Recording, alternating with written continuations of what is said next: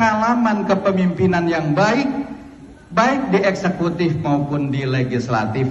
Rekam jejaknya terlihat betul baik, memiliki kredibilitas dan memiliki kapasitas serta peluang menangnya, probability to win-nya itu besar.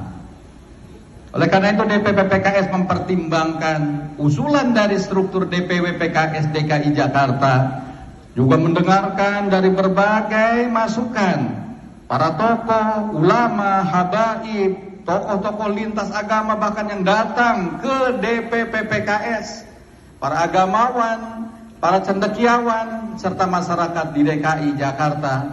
Maka Dewan Pimpinan Tingkat Pusat DPTP PKS pada rapat di hari Kamis 20 Juni 2024 telah memutuskan mengusung Bapak Anies Rashid Baswedan sebagai bakal calon gubernur dan Bapak Muhammad Sohibul Iman sebagai bakal calon wakil gubernur.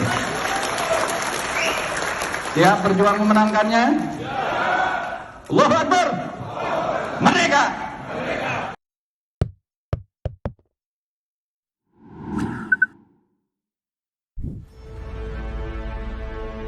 Halo, apa kabar? Assalamualaikum warahmatullahi wabarakatuh. Senang sekali kembali menjumpai Anda semua dalam perbincangan di meja redaksi, di dapur redaksi. Masih terus bersama kami, saya Hersubuna Arif. Dan saya Egi Beta, senang sekali menjumpai Anda hari ini. Dan ini ada kabar mengejutkan ya Mas Hersu. Masih follow up berita kita yang kemarin. Ya. Dan saya kira ya mau nggak mau kita mesti ngomongin soal itu ya. Ini semua lengkap ini di FNN, mulai dari Hersubuna Point, Rocky Gerung, Off the Record mesti bicarain soal ini karena jujur saja ini sangat mengejutkan karena PKS hanya dalam waktu 3 hari itu kemudian sudah dalam tanda petik meralat, meskipun tidak meralat, itu tidak ada penyebutan meralat, tapi mengubah pencalonannya. Kalau tadinya sebelumnya bahwa mengusung kader internal yakni Sohibul Iman, sekarang tiba-tiba diputuskan mengusung Anies Baswedan dan menjadikan Sohibul Iman sebagai calon wakil gubernurnya, begitu ya Mbak. Dan ini di media sosial gila banget ya responnya ya Mbak Agi.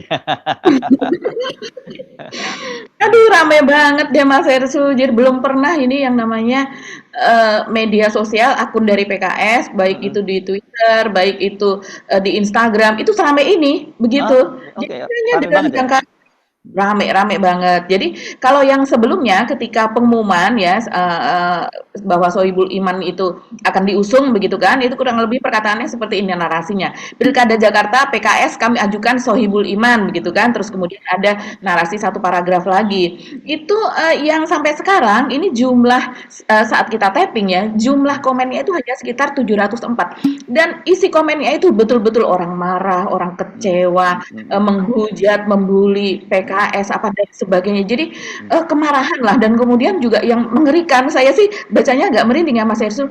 Saya sudah 20 tahun selalu memilih PKS, tapi dengan cara seperti ini saya akan meninggalkan PKS, say goodbye dan sebagainya. Kemudian saya akan ajak anak saya, cucu saya, rupanya yang menulis itu mungkin sudah kakek atau nenek begitu ya. Saya akan ajak anak saya, cucu saya, mantu saya dan keluarga besar saya untuk meninggalkan PKS. Wah, serem banget. Dan itu yang menuliskan itu tidak hanya satu orang saja Mas Hersu, banyak sekali begitu, dari 704. Dan kemudian views-nya itu hanya sekitar 142. Jadi orang tidak berminat gitu karena mungkin kecewa ya. Tapi begitu hari ini itu diumumkan, itu kan sekitar jam berapa ya, 13:10 kalau tidak salah itu diunggahnya Mas Hersu.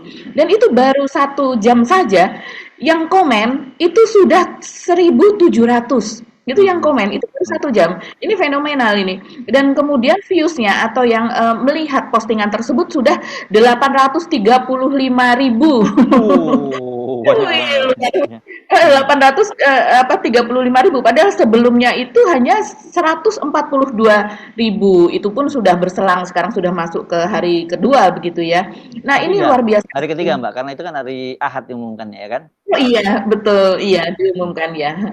Ini sudah masuk. Tapi kalau dari unggahan masuknya baru hari kedua ya. Walaupun Ya, kalau di media mainstream atau media nasional begitu itu sudah 3 hari begitu ya, ya. diberitakan. Oke, saya kira kita mesti ngomongin itu ya, yang topik utama kita pasti akan soal itu, tapi ada tambahan-tambahan lain soal IKN ya. Ternyata kemudian banjir IKN itu yang saya kira ramai banget ya di media sosial ya Mbak Agi ya. Iya ya, ini juga rame ya dan kita prihatin dan ternyata kok masih banjir terus begitu ya di sekitar IKN. Memang bukan di kawasan intinya Mas Hersu, Mm, tapi ini masuk di Kecamatan Sepaku mm, begitu dan kemudian ini tentu saja masuk ke Kabupaten Penajam Pasir Utara mm. dan kemudian yang penyebabnya gitu ya bisa dikatakan ini adalah sungai di Sepaku yang kemarin bendungannya diresmikan oleh Pak Jokowi di awal Juni ya. Itu apa namanya meluber itu atau melimpah begitu Mas Hersu. Dan kemudian yang juga ramai adalah ini ada tulisan-tulisan dari warga setempat. Jadi rupanya warga setempat ini sekarang mereka menjadi citizen jurnalis begitulah ya Mas Hersu. Mereka menulis ke berbagai media, salah satunya misalnya seperti di Tempo begitu dan sebagainya. Dan kemudian mereka menuturkan langsung gitu dan kesaksian mereka menduga bahwa itu diakibatkan oleh Hmm. adanya bendungan Sepaku Semoy yang itu memang menjadi sumber mata air atau sumber air bersih yang dialirkan ke IKN begitu. Kan itu dikatakan oleh Pak Basuki juga ketika itu Mas Hersu. Dan inilah yang kemudian menyebabkan kalau menurut si penulis gitu yang namanya adalah Arman kalau tidak salah begitu citizen jurnalis dari Sepaku dia mengatakan ini adalah banjir yang terbesar dalam 10 tahun terakhir. Ini kasihan betul karena memang katanya ada sekitar 80 rumah yang terdampak banjir terendam gitu setinggi 2 meter dan kemudian yang lainnya ada sekitar 4 desa dan kelurahan gitu Mas Hersu yang juga terdampak dan masyarakat rumahnya ada sekitar 200 lebih dan masyarakat yang terdampak itu ada sekitar 800 lebih begitu. Ya, oke. Saya kira dua topik itu ya Mbak Agi ya.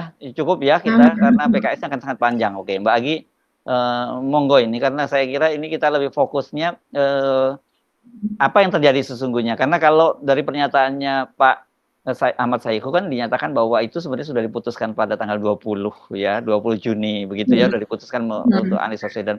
Tapi jangan lupa bahwa Mabruri itu juru bicara PKS itu mengumumkannya tanggal 23 hari Ahad. Jadi rasanya kok rada nggak masuk akal gitu ya, sudah diputuskan pada hari Kamisnya, begitu, kemudian 3 hari kemudian ini juru bicaranya nekat mengumumkan bahwa mengusung Sohibul Iman dan gitu. Dan lucunya kalau itu bukan keputusan dari partai, kenapa tidak ditegur, tidak ada ralat apapun sampai hari ketiga gitu baru kemudian muncul statement dan itu pun statementnya juga tidak ada kaitannya dengan ralat kelihatannya gitu ya Mbak Agi. Iya betul. Jadi statementnya hanya berupa alasan begitu ya, bahwa untuk yang akan diusung oleh PKS yaitu sudah ada rekam jejaknya baik di legislatif maupun eksekutif dan sebagainya begitu. Mungkin kita dengarkan dulu ya pernyataan dari Pak Ahmad Saiku karena ini dinyatakan di depan kadernya ketika dia memberikan pengarahan pada sekolah partai untuk biasakan seperti PDIP seperti apa partai yang lain begitu, anggota DPRD dan DPR begitu kan diberikan pembekalan. Nah, ini dinyatakan oleh Pak Ahmad Saiku, yaitu Presiden PKS pada hari ini. Sebagai partai pemenang, sudah selayaknya dan hal yang sangat wajar jika PKS mengusung kader terbaiknya tampil sebagai kandidat. Saya sudah menerima surat dari struktur DPW PKS DKI Jakarta yang sudah mengusulkan calon gubernur DKI ke DPP PKS. Disusul kemudian calon wakil gubernur DKI kepada DPP PKS. Di antaranya adalah surat itu meminta agar merestui, menyetujui dan menetapkan Bapak Anies Rashid Baswedan dan Bapak Muhammad Sohibul Iman sebagai calon gubernur dan wakil gubernur daerah khusus Jakarta. Nama-nama yang kemudian dibahas dalam rapat DPTP, dalam pembahasan nama pasangan di calon pilkada ini, bahkan aspek-aspek yang menjadi pertimbangan utama adalah calon yang memang memiliki pengalaman kepemimpinan yang baik, baik di eksekutif maupun di legislatif. Rekam jejaknya terlihat betul baik, memiliki kredibilitas dan memiliki kapasitas serta peluang menangnya, probability to win-nya itu besar. Oleh karena itu DPP PKS mempertimbangkan usulan dari struktur DPW PKS DKI Jakarta, juga mendengarkan dari berbagai masukan para tokoh, ulama, habaib, tokoh-tokoh lintas agama bahkan yang datang ke DPP PKS, para agamawan, para cendekiawan, serta masyarakat di DKI Jakarta, maka Dewan Pimpinan Tingkat Pusat DPTP PKS pada rapat di hari Kamis 20 Juni 2024 telah memutuskan mengusung Bapak Anies Rashid Baswedan sebagai bakal calon gubernur dan Bapak Muhammad Sohibul Iman sebagai bakal calon wakil gubernur. Siap berjuang memenangkannya? Allahu Akbar. Jelas ya Mbak Agi ya. Iya, betul, jelas sekali. Jadi tidak ada ralat sama sekali dari Pak Saiku begitu ya. Dan orang juga bertanya-tanya, jadi Mabruri disuruh sama siapa ya Mas Hersu? Kan dia kan jubir begitu, jubir dari PKS begitu. Dan sangat jelas di situ kalau seandainya dari DPP itu mengumumkan, artinya ya seperti biasa begitu kan, sudah semuanya sudah setuju begitu. Tapi memang Mas Hersu kemudian timbul pernyataan dari sekretaris DPW ya, sekretaris DPW PKS Jakarta, yaitu Abdul Aziz, yang dia mengatakan bahwa nama Sohibul Iman ini bukan harga mati begitu. Saya terkejut juga melihat itu. Ini artinya dia menentang apa yang sudah diputuskan oleh DPP kalau benar apa yang dikatakan oleh Mabruri tersebut begitu. Dia mengatakan bukan harga mati, ini masih dinamis dan kemudian masih bisa berubah nama tersebut gitu. Dan kemudian ternyata tidak sampai 1 hari langsung ada pengumuman dari Pak Saiku. Nah, tapi kalau saya melihat fenomenanya ini Mas Hersu, ini memang fenomena media sosial ini pas betul kalau seandainya memang dari PKS itu bermaksud untuk test the water gitu ya pada saat memberikan pengumuman soal mengusung nama Sohibul Iman tersebut. Karena dari sejak itu diumumkan di media sosial gitu, sejak 2 hari terakhir ini itu rame betul, tidak habis-habis ya begitu ya. PKS ini akunnya dihujat oleh netizen. Jadi mereka itu marah, mereka itu kecewa, mengungkapkan keterkejutannya apa dan sebagainya, banyak yang menangis apa dan sebagainya. Dan mereka lantas mengucapkan selamat tinggal kepada PKS begitu. Padahal kalau saya melihat apa yang mereka ceritakan, mereka kadang kan menulis sangat panjang ya Mas Hersu. Ada juga yang hanya sekedar curhatan saja begitu, langsung goodbye PKS, selamat tinggal PKS. Tapi ada juga yang menceritakan bahwa tahun sekian saya begini, tahun sekian saya begini begitu. Terus kemudian ikut berjuang bersama PKS seperti apa ditinggalkan. Tapi kok kenapa sekarang PKS meninggalkan Anies gitu? Padahal dia tetap bersama PKS itu adalah karena faktor PKS itu tetap teguh begitu. Itu menurut netizen dan saya rasa mereka adalah para pendukung dari PKS begitu. Nah, saya rasa ini test the water-nya ini bisa dijadikan alasan nih.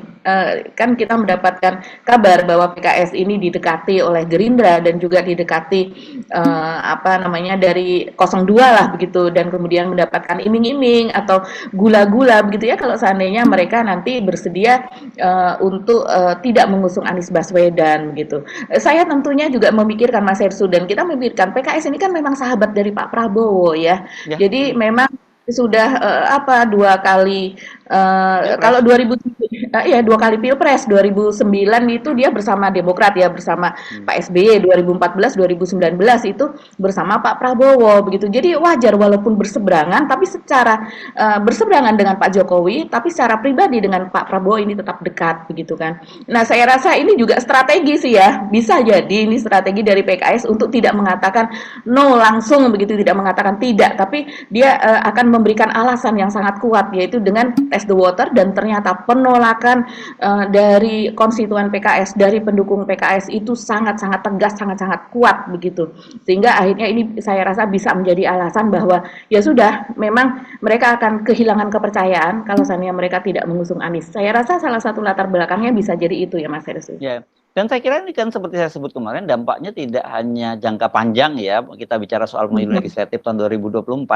Jangan lupa sekarang ini ada pilkada serentak gitu ya, dan PKS kan juga pasti ada mengusung kepala-kepala daerah di berbagai daerah yang lain, dan di situ di mana pendukungnya Anies ya PKS itu bakal ditinggalkan gitu. Itu nggak main-main sih, saya kira gitu. Jadi saya sih tetap meyakini bahwa apa yang diumumkan oleh Mabruri itu ya itu sebenarnya sikap aslinya dari PKS lah begitu ya.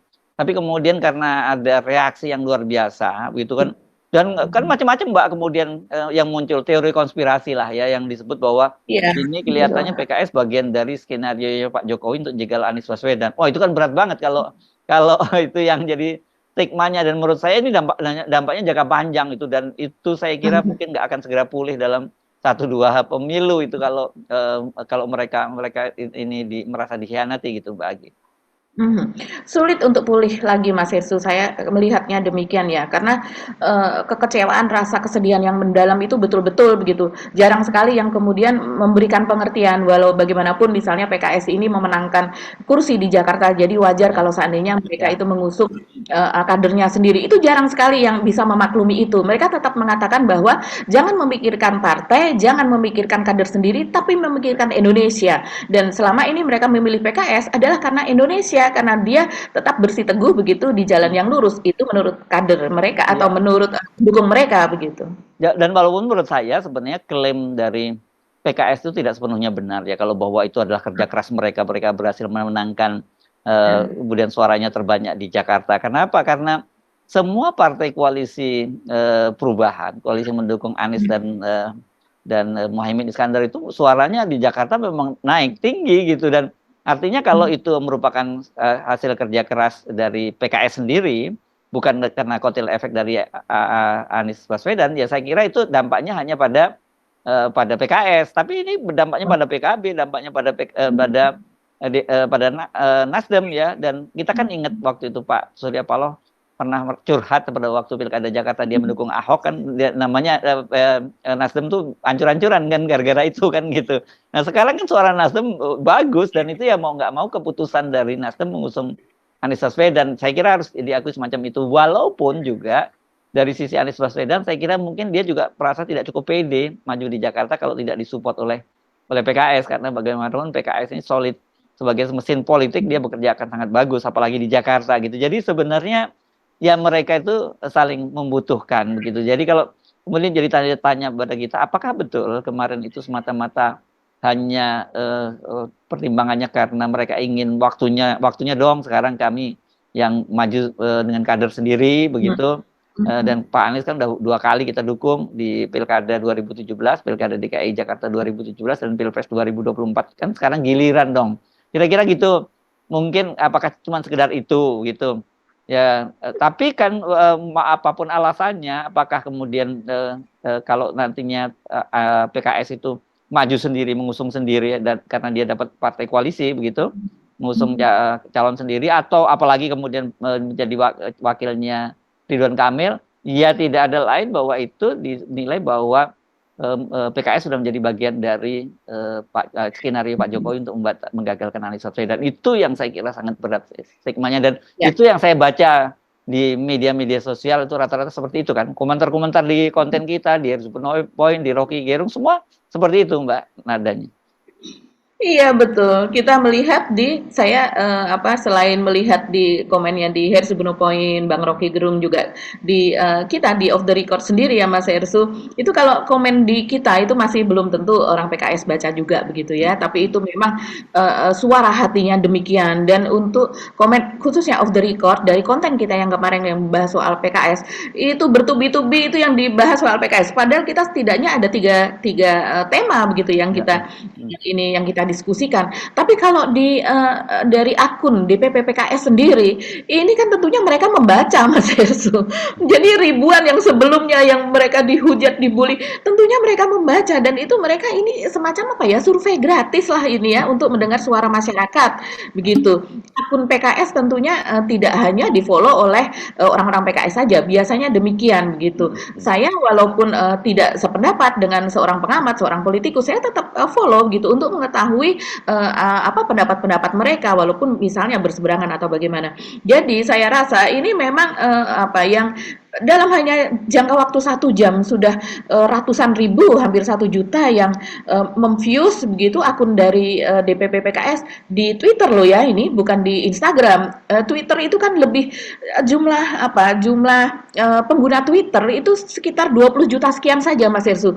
Beda dengan Instagram yang ratusan juta begitu, dan itu sudah dilihat. Saya rasa ini malam ini saja sudah jutaan ini yang akan melihat, dan kemudian yang komen juga akan bertambah banyak begitu. Dan hanya dalam jangka waktu 1 jam tadi ketika saya membaca itu Mas Hersu, itu sudah ada yang bahkan belum 1 jam ya, sudah ada yang membuat akronim gitu. Jadi Anies, Sohibul Iman itu mereka katanya aman. Jadi dari amin ke aman.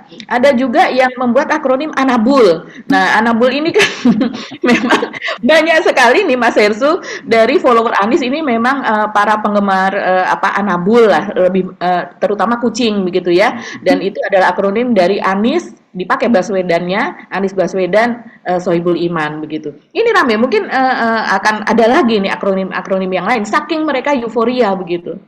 Ya, oke. Saya kira itu kita akan makin menarik mengamati peta pertarungan di Jakarta ya, dan benar-benar ini memang sebagai semacam pemanasan untuk Pilpres 2029 nanti. Nah, kita lihat bagaimana Pak Jokowi cawe-cawenya gitu, apakah dia masih sakti? Karena kan ada media misalnya Litbang Kompas misalnya menyebut bahwa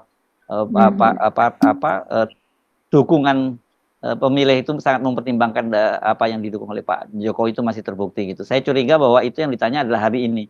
Nantinya ketika Pak Jokowi sudah tidak jadi presiden, ya saya kira tidak lagi gitu pengaruhnya semacam itu. Itu atau betul, seharusnya ditanya. Ya? Ditanya harusnya sesudah Pak Jokowi lengser ya kan Mas Hersu, karena kan pemilihannya November. Nah, ini yang menarik juga Mas Hersu kalau menurut saya adalah bagaimana sikap PDIP selanjutnya ini. Ini udah duluan nih sama PKS begitu. Itu juga dimention oleh para netizen. Mereka mengatakan PDIP mau ikut rombongan nggak nih begitu. Ya, kita segera ya. Saya rasa ini PDIP harus cepat-cepat nih bersikap. Yes, oke. Baik, kita pindah ke yang IKN ya Mbak ya. Ya, ini menarik ya, IKN ini saya kira tetap aja menarik, dan seperti kemarin saya selalu antusias sekarang setiap kali menyimak berita-berita soal IKN, terutama berkaitan dengan kepindahan para Pak Menteri dan Pak Jokowi. Betul Mas Hersu, dan ini kali ini beritanya cukup sedih sih ya, selalu kalau ada bencana seperti ini, musibah begitulah ya. Jadi ini wilayah di sekitar IKN itu kalau saya membayangkan Mas Hersu dari berbagai liputan, karena saya belum pernah ke IKN gitu, tapi dari berbagai liputan dan kemudian juga peta dari atas gitu ya, penampakan ini memang masuk ke dalam wilayah IKN gitu tentunya, tapi memang tidak berada di tengah gitu ya, di wilayah intinya begitu. Tapi jaraknya pun juga tidak terlalu jauh begitu Mas Hersu dari IKN. Dan kemudian wilayah Sepaku ini, yaitu Kecamatan Sepaku, kan ini IKN juga masuk juga ke situ, ke dalam Kecamatan Sepaku dan Kabupaten Penajam Pasir Utara, karena memang masuk sebagian ke situ, masuk sebagian ke wilayah lainnya begitu.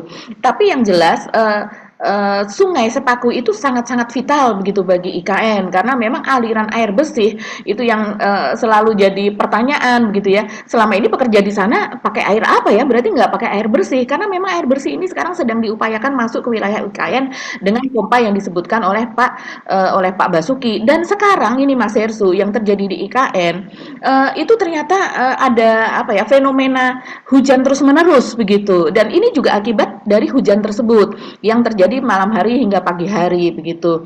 Dan ketinggian airnya ini Mas Hersu, ada juga yang mengatakan bahwa ini ada banjir bandang, tapi saya rasa tidak banjir bandang seperti yang dipikirkan di tempat lain begitu ya, seperti di Sumber dan sebagainya. Ini memang karena fenomena alam begitu. Dan tempat di wilayah Sepaku itu, di kelurahan tersebut itu memang sebetulnya daerah transmigrasi begitu, yang dari sejak mungkin tahun 80-an begitu sudah banjir sebetulnya. Tapi sekarang makin parah begitu Mas Hersu. Sehingga dikatakan bahwa bahkan banjir yang sekarang ini termasuk yang paling parah dalam 10 tahun terakhir. Nah, ini saya bacakan saja ini Mas Hersu, ini seorang jurnalis warga ya, namanya Arman Jais. Dia ini menulisnya di Tempo Witness. Jadi saksi begitu ya, saksi berbagai kejadian biasanya dimuat di situ di Tempo Witness.